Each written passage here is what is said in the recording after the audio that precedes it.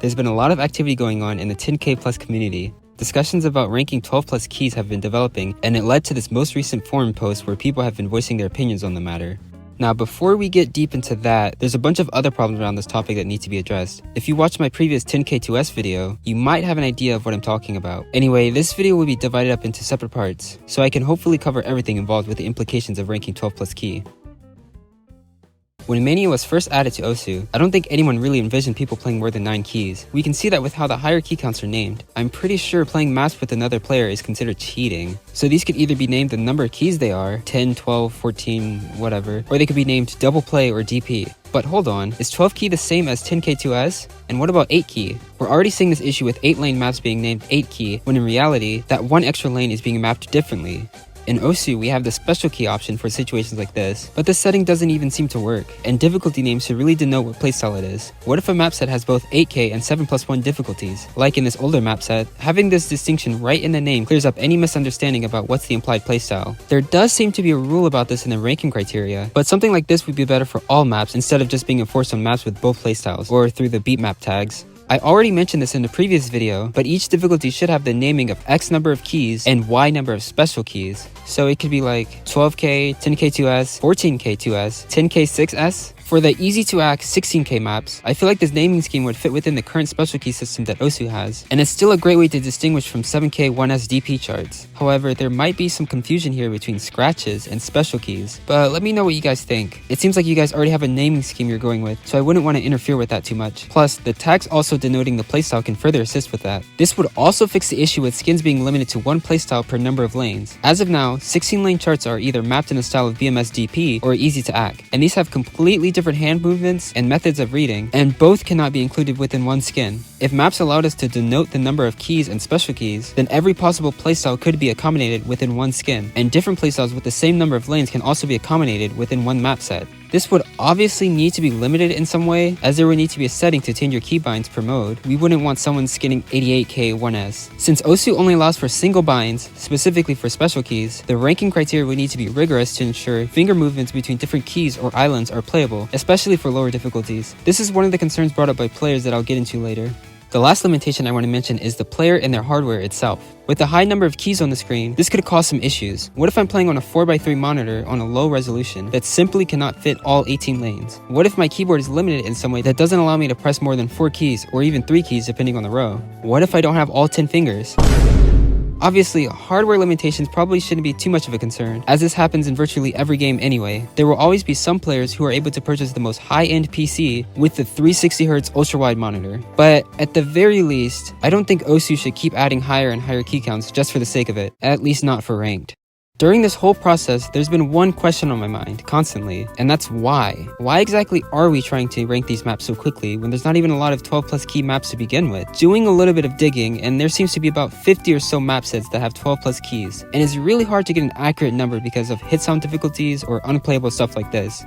This is around the size of the 10K ranked library, which currently sits at 29 ranked map sets. Now, the main counter argument brought up by this point is that the new ranked maps will be an opportunity for players to easily discover this mode and want to make maps for it. As more players start playing and the ranked for this category becomes more accessible, this will lead to more and more maps over the months. This is a great point, but from my perspective, it just seems like we're going to end up sitting with these 4 new ranked maps, and it'll be another few months before someone actually decides to rank another 10K2S or whatever. Also, are there even enough modders or BNs who are knowledgeable enough to assist in the ranking of these types of maps? Looking through the ranked discussion channel in these maps, there seems to be about 4 or 5 people really pushing the ranking process here, which isn't that much. I'm sure these players would be more than happy in assisting in your 12K plus map, but if you simply can't get a hold of them, your map is basically going nowhere. There have been efforts in creating ranking criteria guidelines specifically for 12 plus key, and that's been developing nicely, especially the notes about island playstyles. While this does have the possibility of limiting creativity in higher key count maps, having specific and distinct guidelines prevents maps from becoming too uncomfortable or borderline unplayable for newer players. So if there were any new mappers looking to map 12 plus keys, resources are being developed. Even my own mapping videos are becoming a library, although I haven't really mentioned 12 plus key yet.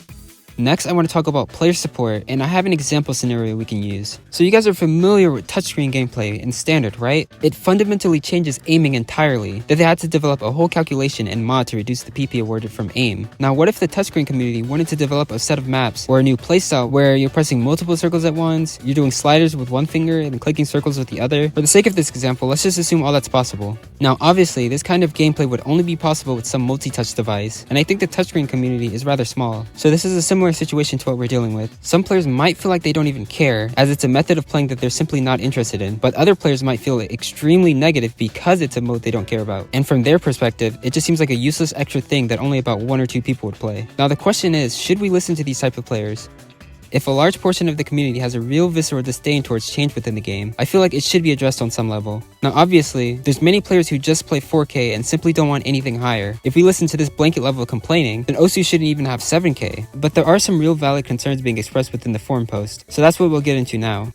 Oh, and real quick, I might be summarizing some bits here and there, so if you want the exact full picture, you can check the link in the description. What does this even mean? Ignorance? Lack of interest? Oh, okay.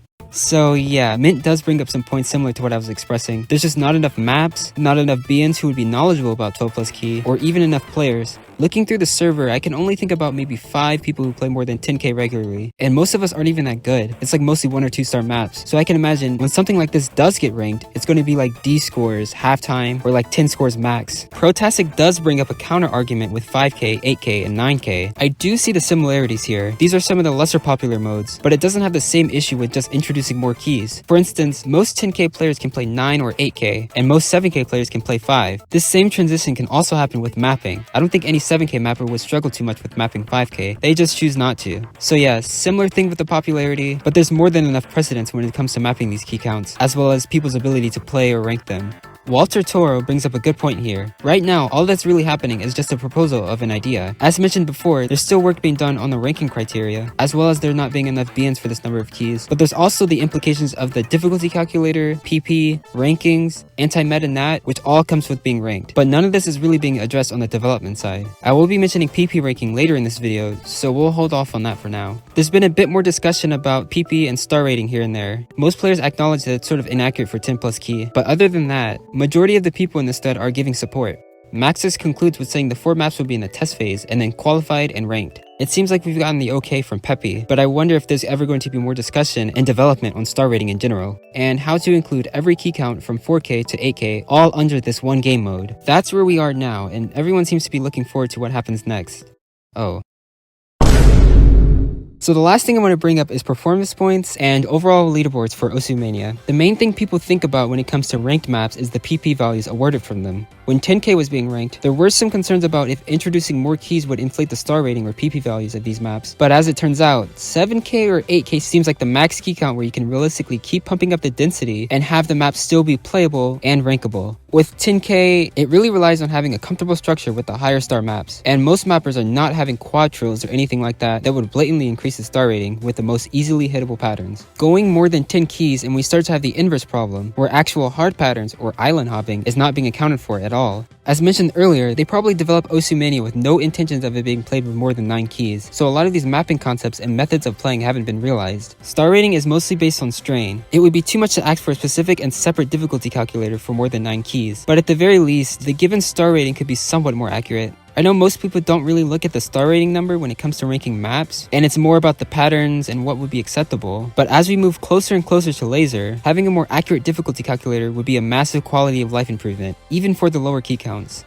With so many key counts within Mania, why are these the only ones that we get separate leaderboards for? Sure, you can say they're the most popular ones, but what if I'm genuinely a 9k main and would want to know my ranking in the world? It kinda seems pointless of it being ranked when you can't exactly compare your own performance to other users. Now, I'm not saying they should add separate leaderboards for each, but having these ranked maps not even contribute to your global ranking in any meaningful way does feel a bit off-putting. The same thing will happen with these newly ranked 12 key plus maps, as people start setting 50 PP scores. At that point, they might as well be loved, and it would make no difference. Now, what if we followed a similar method of ranking to Eterna, in which the player would need to prove their skills in a wide variety of categories, in this case, key counts. This would alleviate some issues 4K players have with 7K being dominant in a global leaderboard, but realistically, 7K players could just play the required 4, 5, and 6 keys anyway, and would probably have an easier time with the higher key counts as well. This would seem like a more fair system though, as it means you would have to be really good at Mania as a whole. It would make the global leaderboards a bit more sensible, but something like this probably won't happen. I remember Pepe saying something like he didn't like the idea of dawn courses for a ranking system, because that will require the player to play a set of maps just to see the progression. He likes that players can play passively on whatever ranked maps they want, and are able to always gain rank from them. This could also be majorly annoying from a player's perspective, and they would have to go out of their way to play maps from 11 different key counts just to try to progress their rank. And some players are simply just interested in 4K. Besides, would something like this even work that well? The bulk of the PP would be coming from 7K anyway, so how would incorporating the smaller PP amounts affect your total PP? Well, Konami created this spreadsheet that has a system to compensate for that. I don't exactly understand the math, but it's weighted inversely, so the less PP you have in a key count, the more it contributes to your total. You can see that even though me and Major Nikolai have the lowest average PP and real PP, we get buffed the most because we consistently play maps from every key count. Same with Grilled Cheese, though not as much. It also brings down Dresserve and Jakad's nearly by half, which is incredible. Hugged is ranked higher than 3 of us, but we outperform him because of the lack of 5K maps. I know this would be annoying for most players, but honestly I would want something like this. It rewards playing a variety of maps and being an overall well-rounded player, and I feel like that can be an important metric to include in the global rankings. Expanding this into 12K plus maps and playing those would contribute to your rank, regardless of how low the PP values are. But at this level, it might feel too much like a requirement if you wanted to keep up with the rankings. So honestly, I don't know. I guess at the end of it, simply having separate key leaderboards for every ranked key count would be the safest thing to do. So that was a lot of information presented in this video, and depending on when this gets uploaded, 12 plus key maps could already be ranked. I want to briefly sum up everything and give a takeaway from all of this. Game limitations with skinning and keybinds need to be addressed. There should be no reason a player would have to repeatedly change their skin or keybinds in between maps just to play them. This could probably be done through a proper naming convention between the same number lane maps that are different playstyles, whether that be key count number plus special key or some similar naming. Being able to denote this within the map itself as well as skinning would make things clear, although this is probably something for laser. There needs to be more 12 plus key content within the game. This is already being done through the 10K plus community packs as well as the little spotlight events they have, so this aspect should improve over time. There needs to be more resources for 12 plus key mapping and playing, so more modders and BNs. There is development going on with the ranking criteria as well as the skin resource document, but there would need to be more players in general and information about mapping. So maybe someone can make an analysis on island hopping or whatever other concepts are used in these maps. No, not me. Player morale should be improved. It's okay to disagree with something you don't like, but there should be more acceptance for newer features being added to the game, and really think about how we can best go forward with the changes and improvements. The difficulty calculator needs to consider island hopping and finger movements between keys within its calculation. PP values awarded for these higher key counts are so low in comparison to lower key counts. It feels a bit unfair and meaningless to play these maps with a ranked mindset. And lastly, 12 plus K maps or any key count besides 4 and 7 should greatly contribute to your global ranking in a more visible way. Whether that be separate leaderboards for all ranked key counts or a complete inverse weighted system, 12 plus key being ranked has no bearing on the global leaderboards besides rank score, which could simply be accomplished as love maps. If you have questions or maybe additional ideas that would aid with 12 plus keys being introduced in the ranking system, leave a comment below. I read every comment, and the interesting ones often end up in future videos.